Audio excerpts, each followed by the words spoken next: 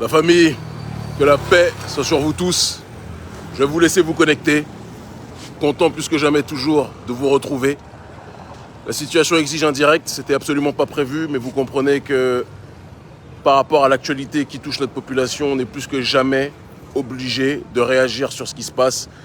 Certains d'entre vous, beaucoup d'entre vous ont sans doute dû entendre la décision de la justice du Faso en ce qui concerne le procès portant sur l'assassinat de notre martyr, du président Thomas Isidore Sankara. Avant toute chose, je vais vous laisser vous connecter, connectez-vous, mais avant toute chose, clairement et simplement, je tiens à féliciter, à remercier Maître Prosper Farama, l'un des meilleurs avocats africains que la planète ait connu. Un homme d'une détermination sans faille, un homme d'une abnégation sans faille, un homme qui aime son continent, son peuple, en mourir. Un homme qui est prêt à tout pour que son peuple puisse obtenir justice. Je vous demande déjà en premier lieu de rendre hommage à cet avocat qui s'est battu nuit et jour. C'est notre avocat, d'accord ? Il nous défend dès qu'il en a la possibilité, qui s'est battu nuit et jour pour que la famille Sankara et surtout pour que tous les sankaristes, parce que Sankara n'appartient pas à sa famille, il appartient à l'Afrique aujourd'hui dans sa globalité, d'accord ? C'est quelqu'un qui a risqué sa vie pour que notre peuple puisse se lever. Et aujourd'hui encore, le néocolonialisme qu'il a tué est plus que jamais présent. Et donc il est tout à fait normal que tous les enfants politiques, tous ceux qui se sentent concernés par Thomas Sankara, réagissent à cette situation. Nous sommes tous des sankaristes aujourd'hui. Tous ceux qui sont amoureux de l'Afrique se reconnaissent d'une façon ou d'une autre en lui. Et Maître Prosper Farama est un homme que l'on doit célébrer, que l'on doit remercier, d'accord, que l'on doit soutenir, que l'on doit encourager par rapport à la dynamique qui est la sienne. C'est le premier point. Le deuxième point, parce que je pense que c'est nécessaire aussi de l'évoquer, nous ne pouvons que nous féliciter que l'un des plus grands traîtres de l'histoire du continent africain, l'un des plus grands criminels de l'histoire du continent africain, l'un des plus grands pions du néocolonialisme occidental, en l'occurrence Blaise Compaoré, a été jugé coupable de l'assassinat de notre martyr Thomas Isidore Sankara. Je ne vais pas vous mentir, je garde les lunettes parce qu'il y a le soleil, mais je garde les lunettes aussi parce que j'ai les larmes aux yeux quand j'ai entendu ce verdict. J'ai eu les larmes aux yeux. C'est le cas de le dire. Depuis trop longtemps, nous entendons que justice soit rendue, qu'une once de justice soit rendue. Et enfin, tant d'années après la mort de notre président, de notre martyr, un début de justice, et je dis bien un début, vous allez comprendre pourquoi, est en train de voir le jour. Et donc nous remercions la justice du Faso pour cet acte de bravoure. Mais il faut aussi que l'on agisse avec justice et justesse en disant que, bien évidemment, nous félicitons la justice du Faso pour avoir reconnu coupable toutes ces personnes que la rue africaine sait être coupable depuis des années. On n'a rien appris aujourd'hui, hein. On n'a strictement rien appris aujourd'hui. Nous savons qu'ils étaient coupables, nous savons leurs responsabilités, nous savons leur trahison, eux tous qui étaient au départ des proches du président Thomas Isidore Sankara et qui se retrouvent aujourd'hui reconnus par la justice, même s'ils étaient reconnus par le peuple depuis déjà des années comme étant des meurtriers de notre martyr. Nous savions tous ce qui était en train de se passer. Mais il manque un facteur. Et je pense qu'il est important que l'on puisse deviser, réfléchir, élever nos pensées en ce qui concerne ce facteur qui n'a pas été suffisamment cité. Thomas Isidore Sankara a été assassiné. On a pointé du doigt les marionnettes qui ont contribué à son assassinat. Mais quid du marionnettiste ? L'oligarchie française, le néocolonialisme français qui continue à persécuter notre peuple, qui continue à asphyxier notre peuple, qui continue à détruire notre peuple, qui continue à coloniser, à piller les ressources de notre peuple, s'en sort encore une fois, pour l'instant, innocent par rapport à l'assassinat de notre martyr. Nous savons que Blaise Compaoré, qui a été l'un des plus grands agents du néocolonialisme français en Afrique, d'accord, n'a pas agi seul. Il a agi et il a été soutenu. La preuve en est que dès qu'il a accédé au pouvoir, il a livré le Faso, il a été le plus grand gendarme du néocolonialisme français en Afrique de l'Ouest. Donc si, je m'écarte un peu, il y a la musique, vous voyez un petit peu le décorum africain, c'est important aussi, d'accord ? Je ne vais pas toujours vous montrer les tropiques, etc. Je vous montre aussi l'Afrique telle qu'elle est. Leur tradition, leur modernité n'est pas la nôtre. On vit dans notre monde, dans nos réalités, et on est heureux d'être en Afrique plus que jamais. Mais donc, si Blaise Compaoré, lorsqu'il a accédé au pouvoir, lorsqu'il est devenu président et qu'il est devenu l'un des plus grands agents des intérêts français. Là, par contre, ils ne vous disent pas agent d'influence français. Hein. Quand on collabore avec la France, on n'est pas agent d'influence pour eux. Pourtant, c'est un agent d'influence. D'accord? Blaise Compaoré a été reconnu coupable, mais pourquoi on ne reconnaît pas coupable les forces qui sont celles qui ont commandité le crime? Ce sont des questions de fond qu'on doit être capable de se poser. Ce doit être plus que jamais une réflexion que l'on doit évoquer.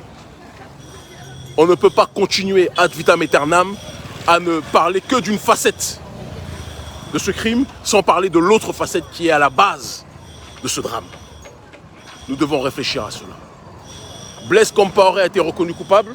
Nous notons d'ailleurs qu'à la différence de Diendéré et autres qui étaient présents au procès, qui sont reconnus coupables, gloire à Dieu, qu'ils payent pour leurs crimes.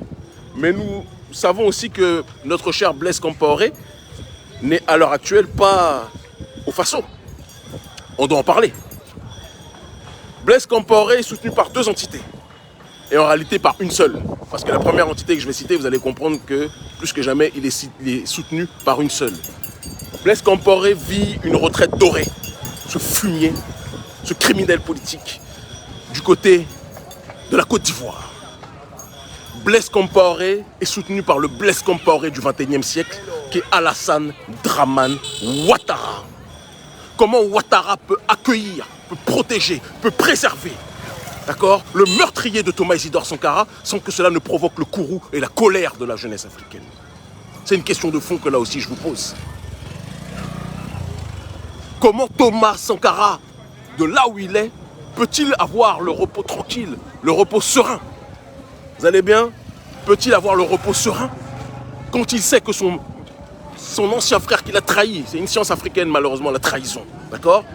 Que son ancien frère qui l'a trahi vit aujourd'hui une retraite 8 étoiles, 9 étoiles, 10 étoiles, protégé par Alassane Dramane Ouattara. Je dis à la jeunesse africaine et toutes celles qui se trouvent en Côte d'Ivoire, si vous savez où est Blaise Compaoré, la jeunesse africaine a la responsabilité d'attraper cet individu et de le ramener au Burkina Faso. Il doit répondre de ses crimes. Il ne doit plus connaître une retraite dorée. Il ne doit plus connaître une retraite protégée. La jeunesse africaine doit trouver là où il se trouve et doit attraper Blaise Compaoré. Et Alassane Dramane Ouattara, qui protège le meurtrier de Thomas Sankara, doit lui aussi répondre de ses crimes.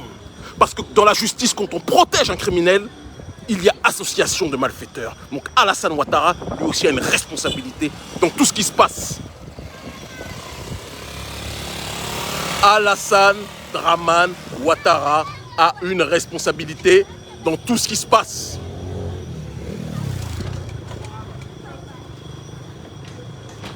L'État français n'a pas été reconnu coupable.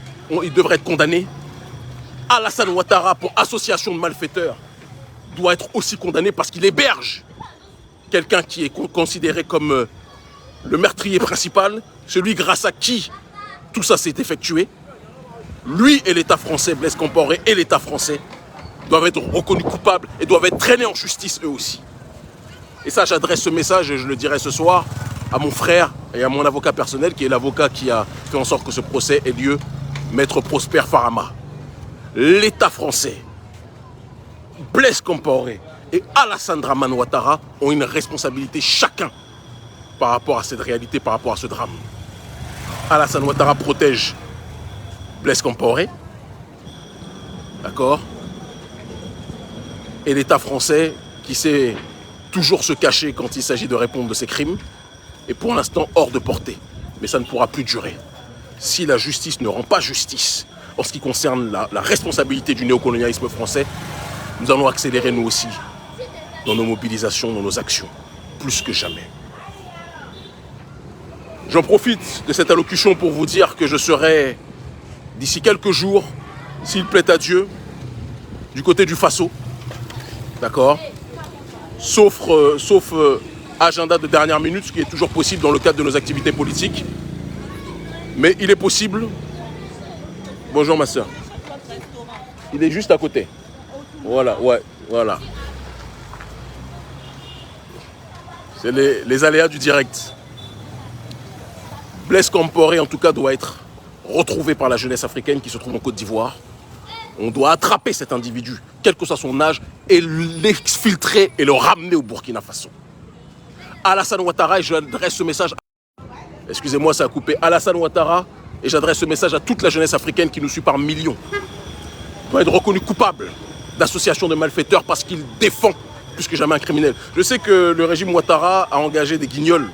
Je ne peux même pas perdre mon temps à répondre à ces éclopés mentaux, hein, à ces débiles congénitaux. Je vois leurs élucubrations, je vois leur ineptie, je vois leurs bêtises. Des fois, je regarde ça avec mes enfants, je ris. Après, je coupe, je dis, allez, venez, on va regarder les choses sérieuses. Je ne m'adresse même pas à vous, bande d'imbéciles qui êtes payés 500 francs CFA pour attaquer ceux qui se battent pour la souveraineté africaine. Vous êtes des guignols, je ne vous prends pas au sérieux, je vous porte le mépris le plus grand. Vous n'avez pas le 10e, le 1000e de mon audience, d'accord, ni de notre influence politique. Nous, on parle avec les autorités qui résistent à l'Occident aux quatre coins du monde, pendant que les guignols que vous êtes payés quelques francs CFA par l'un des associés du meurtrier de Thomas Sankara. Lapsus révélateur, quand je dis le meurtrier, je parlais bien évidemment de Blaise Compaoré et de son frère de lutte, Alassane Dramane Ouattara, qui le protège et qui l'héberge dans sa villa 10 000 étoiles. Cette période est révolue, les frères. On ne va pas continuer éternellement à laisser les criminels s'en sortir sur le continent africain. Il faut qu'ils répondent de leurs crimes. Et nous allons nous y atteler. L'Afrique libre ou la mort, nous vaincrons. Je serai donc, comme je vous le disais, au Burkina Faso, sans doute dans les jours à venir. D'accord ? Je serai aussi du côté de la Guadeloupe, toujours dans cette logique de lutte contre le colonialisme, parce que notre peuple du côté des Caraïbes est asphyxié, est étouffé, et cela ne peut plus durer. Ils finiront par comprendre, je vous aime en crever, je vous aime en mourir. Nous ne laisserons plus jamais les autorités françaises, le système français et leurs médias qui essayent de nous intoxiquer, les journaux Le Monde, les journaux Jeune Afrique, etc., dire pour l'Afrique ce que l'Afrique doit faire pour elle-même. Cette période est révolue. Cette période est révolue. Je vous aime. À très vite. Restez connectés.